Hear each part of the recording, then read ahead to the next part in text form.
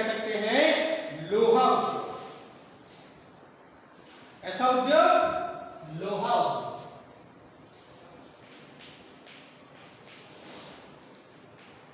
For example के रूप में हम कह सकते हैं जैसे लोहा उद्योग, ये आधारभूत उद्योग के अंतर्गत आता है। तो हम दूसरे शब्दों में कह सकते हैं कि आधारभूत इसे कहते हैं, ध्यान दीजिएगा, ऐसे उद्योग जो दूसरे उद्योगों के निर्माण में काम आते हैं। ऐसे उद्योग जो दूसरे उद्योगों के निर्माण में काम आते हैं उन्हें आधारभूत उद्योग कहते हैं। जैसे फॉर एग्जाम्पल लोहा या लोहा इस्पात उद्योग भी कह सकते हैं, और दूसरा सीमेंट। इसके अंतर्गत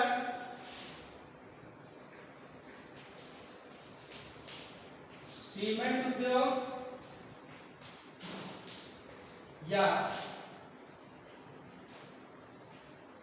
लोहा इस्पात,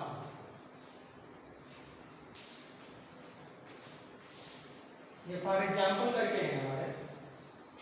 जैसे कोई पूछता है आपसे कि दो आधारभूत उद्योगों के एग्जाम्पल दीजिए, उदाहरण दीजिए, तो आप कह सकते हैं सीमेंट उद्योग, लोहा इस्पात उद्योग।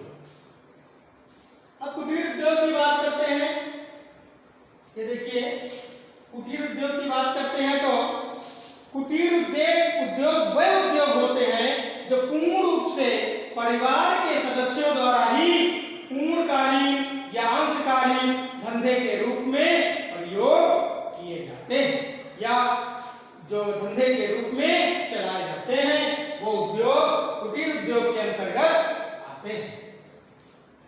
इसमें परिवार के सदस्यों द्वारा पूर्णकालीन या अंशकालीन धंधे के रूप में जो चलाए जाते हैं वो कुटीर उद्योग ही कहलाते हैं। ये अपने घर में आटा चक्की है, या मोमबत्ती बनाना है, या अगरबत्ती बनाना है, या माचिस की डिब्बी बनाना है, या आप स्पेलर तेल निकालने का, सरसों की पिराई करने की का उद्योग के अंतर्गत आप अपने घरेलू क्षेत्र में कर सकते हैं। नेक्स्ट बात करते हैं कुटीर उद्योगों के विकास के लिए अगर सुझाव दिया जाए तो इसमें सुझाव ये होता है कि कच्चे माल की व्यवस्था के लिए पर्याप्त मात्रा में साख सुविधाएं उपलब्ध कराई जाए। अगर कुटीर उद्योग का विकास करना है, आगे बढ़ाना है, तो कच्चे माल की व्यवस्था के लिए पर्याप्त मात्रा में साख सुविधाएं उपलब्ध कराई जाए। और अगर सेकंड पॉइंट की बात करें तो तैयार माल के लिए क्रय विक्रय में इनमें उद्योगों के एक सबसे पहले प्राथमिकता दी जानी चाहिए। क्रय और विक्रय में, खरीदने में, कच्चे माल के खरीदने में और रेडीमेड तैयार माल बेचने में, इनका दोनों में सबसे ज्यादा क्या देनी चाहिए? प्राथमिकता देनी चाहिए।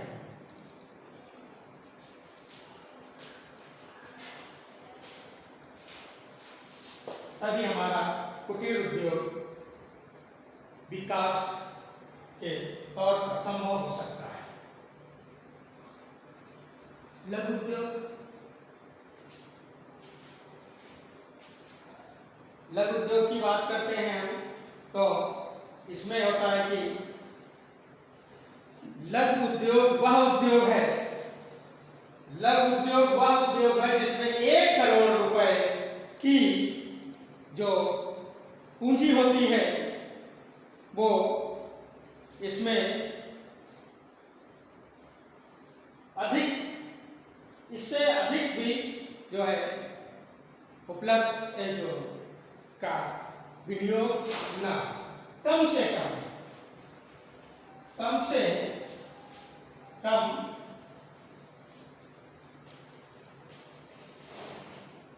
1 करोड़ रुपए कि जो व्यय करते हैं, पूंजी का निवेश करते हैं, इसमें इससे अधिक ना हो, कम से कम 1 करोड़ की जो पूंजी है वो इससे अधिक ना हो, वो उद्योग लघु उद्योग के अंतर्गत आते हैं। तो बच्चों ये बात हो गई कुटीर उद्योग, संयुक्त, निजी क्षेत्र, सार्वजनिक क्षेत्र, औद्योगिकीकरण। तो कुटीर उद्योग के अगर लघु उद्योग के बीच में अंतर स्थापित करना हो तो ध्यान दीजिएगा कि कुटीर उद्योग प्रायः परिवार के सदस्यों द्वारा ही चलाए जाते हैं, और जबकि लघु उद्योग में मजदूरों व श्रमिकों को लगा करके रखा जाता है, चलाया जाता है, जिसमें अधिक पूंजी निवेश की जाती है, वो लघु उद्योग के अंतर्गत आते हैं। कुटीर उद्योग में काम प्रायः हाथों से किया जाता है, जबकि लघु उद्योग में मशीनों का प्रयोग किया जाता है। आप क्लियर हो गई होगी। जो कुटीर उद्योग प्रायः परिवार के सदस्यों द्वारा ही चलाए जाते हैं, जबकि लघु उद्योग में मजदूरी पर श्रमिकों को रखा जाता है। और सेकंड बात की पॉइंट की बात करते हैं तो कुटीर उद्योग में कम से कम जो काम होता है वो प्रायः हाथों द्वारा होता है या हथकरघों के द्वारा होता है, जबकि लघु उद्योग में मशीनों का प्रयोग किया जाता है, अन्य यंत्रों का प्रयोग किया जाता है, कम समय में अधिक प्रोडक्शन, अधिक उत्पादन किया जा सके, वो उद्योग आपके लघु उद्योग के अंतर्गत आते हैं। जैसे सार्वजनिक तथा निजी क्षेत्र में एक स्थापित लौह इस्पात के उद्योग के एक केंद्र का अगर नाम देखा जाए तो Tata iron and steel company, जिसको टिस्को के नाम से जाना जाता है, ये एक निजी क्षेत्र का बहुत बड़ा उद्योग होता है। सार्वजनिक क्षेत्र का उपक्रम जो देखा जाए वो भिलाई में इस्पात संयंत्र, भिलाई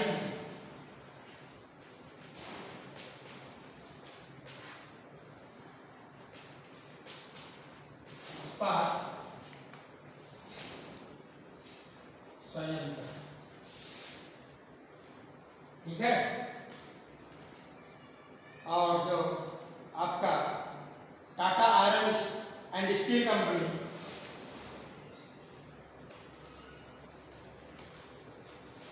इसको ये Tata iron and steel company ये निजी क्षेत्र का एक बहुत बड़ा उपक्रम क्षेत्र उद्योग के अंतर्गत आता है।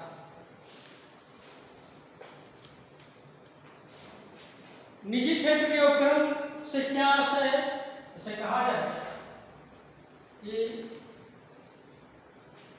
निजी क्षेत्र के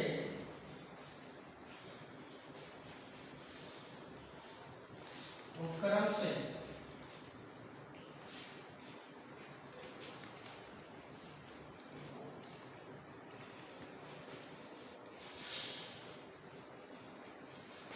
ध्यान दीजिएगा, निजी क्षेत्र वह क्षेत्र है, निजी क्षेत्र वह क्षेत्र है जिसका निजी स्वामित्व होता है, जो स्वलाभ के लिए कार्य करता है, निजी क्षेत्र उपक्रम कहलाता है। वंस अगेन एक बार पुनः शब्दों पर ध्यान दीजिएगा, निजी क्षेत्र वह क्षेत्र है, निजी क्षेत्र वह क्षेत्र है जिसका निजी स्वामित्व होता है और जो स्वलाभ के लिए, स्वयं लाभ के लिए कार्य करता है, वह निजी क्षेत्र उपक्रम कहलाता है। सार्वजनिक क्षेत्र उपक्रम क्या होता है, इसी के अंतर्गत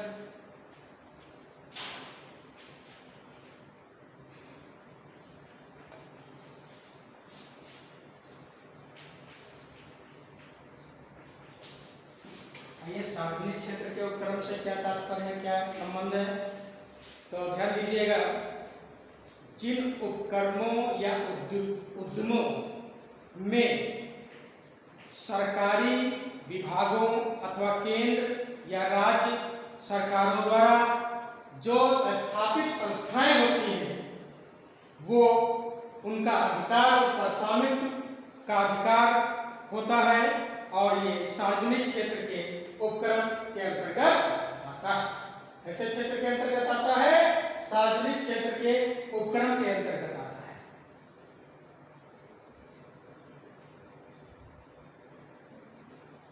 अगर हम क्वेश्चन पूछे कि जो लघु उद्योग के अंतर्गत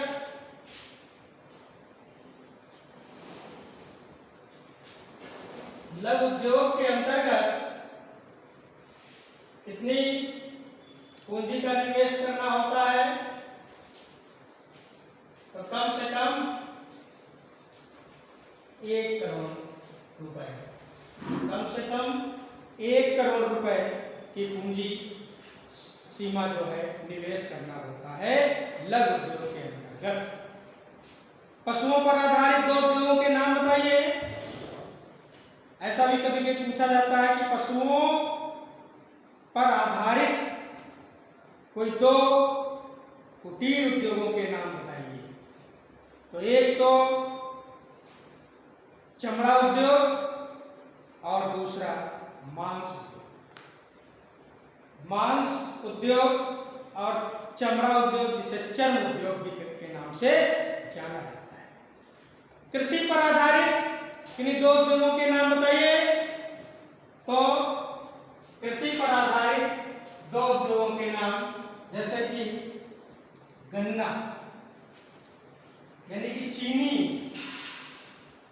उद्योग, ऐसा उद्योग चीनी उद्योग यानी कि कच्चे माल के रूप में गन्ना जब कंपनी फैक्ट्री में जाएगा तभी आपका जो है चीनी बनेगी। और जो है नील की खेती, नील की खेती कपड़ों की रंगाई आदि के लिए की जाती है। सन, पटुआ जिसको बोलते हैं, ये सब कृषि पर आधारित उद्योग के अंतर्गत आते हैं। दूसरा जैसे जूट उद्योग भी कह सकते हैं, जिससे रस्सियां बनती हैं, शिकार बनते हैं जो गांव में यूज किए जाते हैं, और शहरों में रस्सियों का भी काम में लाई जाती है। स्वामित्व के आधार पर बड़े पैमाने पर उद्योगों को किन 2 वर्गों में बांटा गया है? अगर ये आपसे पूछा जाए कि स्वामित्व के आधार पर बड़े पैमाने पर उद्योगों को किन 2 वर्गों में बांटा गया है, तो हम कह सकते हैं निजी क्षेत्र उद्योग में और सार्वजनिक क्षेत्र उद्योग में। निजी क्षेत्र उद्योग में और सार्वजनिक क्षेत्र उद्योग में 2 बड़े पैमाने के क्षेत्रों पर बांटा गया है। बात आती है औद्योगिकीकरण। ध्यान दीजिएगा,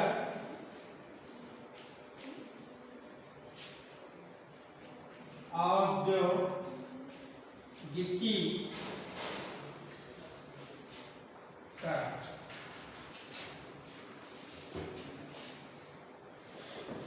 उद्योग से संबंधित है, कंपनी फैक्ट्री से संबंधित है। सामान्यतः शब्दों में उद्योगों की स्थापना को भी औद्योगिकीकरण कहते हैं। औद्योगिकीकरण किसको कहते हैं? सामान्यतः शब्दों में उद्योगों की स्थापना करना ही औद्योगिकीकरण। जब नए नए उद्योगों की स्थापना होती है तब उद्योगों की श्रृंखला की यह एक व्यापक प्रक्रिया ही औद्योगिकीकरण कहलाता है।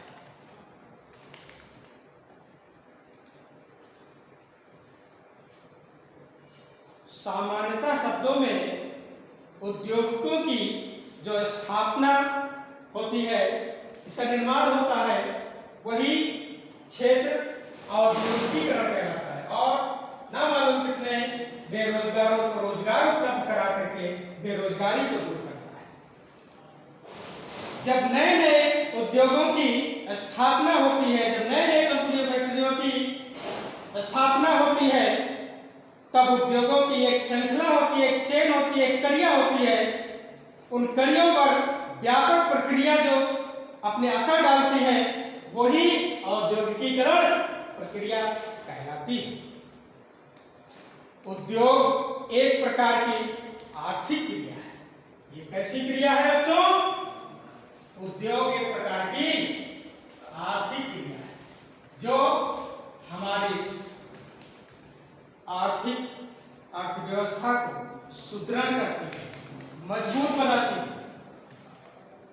हम पहले भी बता चुके हैं, अब भी आपको बता रहे हैं कि अगर किसी घर की, किसी गांव की, किसी देश की, किसी जनपद की, किसी राज्य की आर्थिक व्यवस्था बहुत जरूरी है। आर्थिक व्यवस्था बहुत सुदृढ़ होनी चाहिए, तभी हमारा गांव, हमारा देश, हमारा राज्य विकास के पद पर अग्रसर हो सकता है, आगे बढ़ सकता है।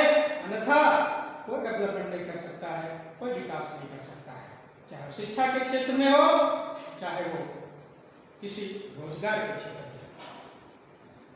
तो उद्योग एक प्रकार की जो आर्थिक क्रिया है, इसका तात्पर्य विज्ञान एवं तकनीकी की सहायता से वस्तु में नवीन यानी कि नई नई उपयोगिताओं का निर्माण करना होता है, नई नई व्यवस्थाओं का, उपयोगिताओं का निर्माण करना होता है। अतः विनिर्माण उद्योगों की स्थापना को ही हम औद्योगिकीकरण कहा जाता है। विनिर्माण उद्योग होते हैं, उनके स्थापना को ही औद्योगिकीकरण कहा जाता है।